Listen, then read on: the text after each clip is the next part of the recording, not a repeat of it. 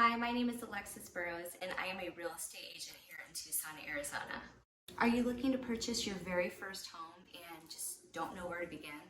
This video is for you. Today I'm going to address the top 3 questions that most new home buyers have.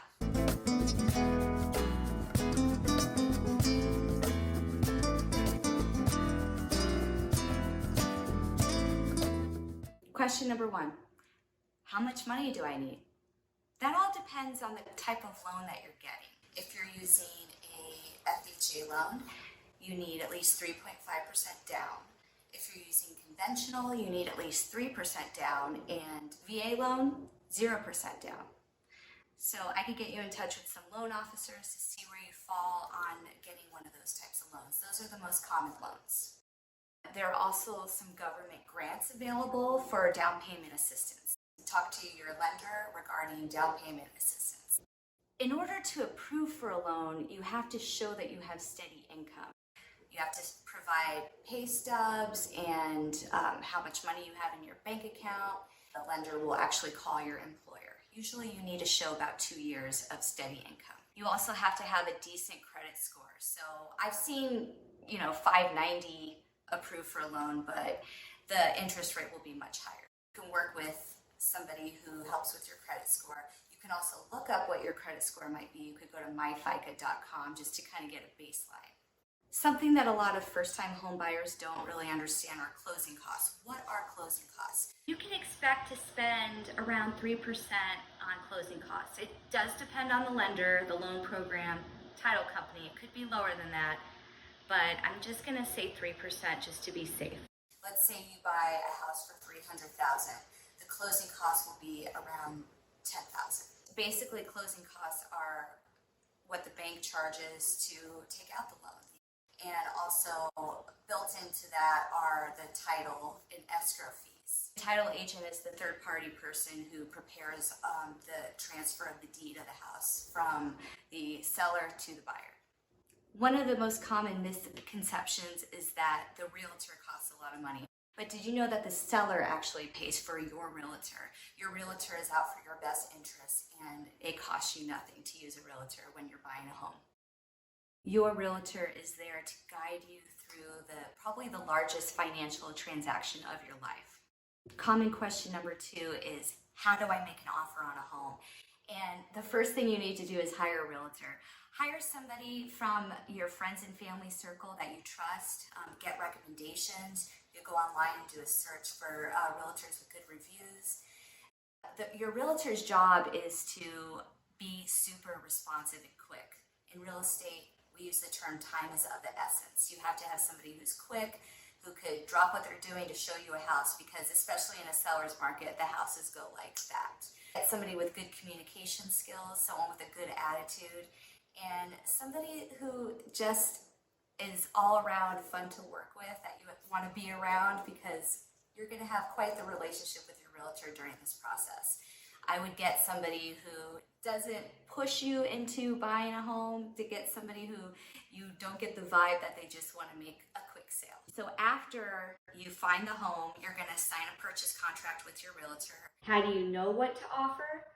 Your realtor will run comps on the property. That way they could guide you on what an appropriate offer may be. Your realtor will share what knowledge they have on the home itself and try to find out if anybody else is interested in the home. That way they could set you up in a position to have the winning offer.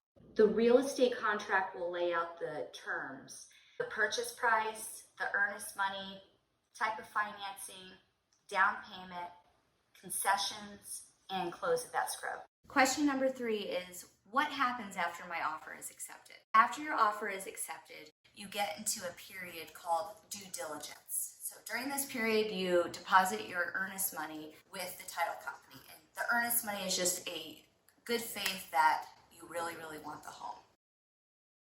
Your due diligence period is usually around 10 days, and that's the time that you get the home inspected. You get an inspector to take a look at the roof, the air conditioner, make sure the plumbing is working, make sure the electrical is working.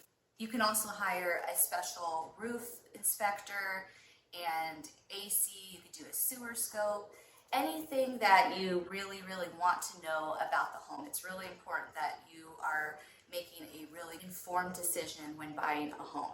Oftentimes we don't see the underlying things that might be going on with the home. So inspections are very important. Your real estate agent will help you, guide you on who to hire. They'll have a list of people to choose from. And your real estate agent will just facilitate that whole process. So after the inspection period is over, your real estate agent and you draft up what I like to call a wish list of repairs. It's called the Binzer, but basically you ask for certain things to be taken care of. You send that to the listing agent, and then the listing agent and the seller have 5 days to respond if they're going to honor any of those things. After the 5 days, the listing agent will respond with what the seller wants to do. If the response is unsatisfactory, you can cancel the contract and you would get your earnest money back. If the response is satisfactory, the sale continues, and then an appraiser will come for your lender just to make sure that the amount of money that the lender is loaning you is what the home is worth. And in that case, if the appraisal comes out low, you can cancel your contract again. So pretty much there are points in the actual transaction where the ball is in the court of the buyer. If everything goes well, the loan goes through, it's clear to close, and the lender will send all of the closing documents to the title company. The job of the title agent is to get all of the loan documents signed for the lender, and the actual deed of the home gets transferred during this time. And then you get the keys to the house as soon as it's recorded. Thank you so much for watching this video, and I hope you learned a thing or two about new home ownership. If you have any real estate needs in Tucson, I'd love to help you, and please like and subscribe for more information on Tucson real estate.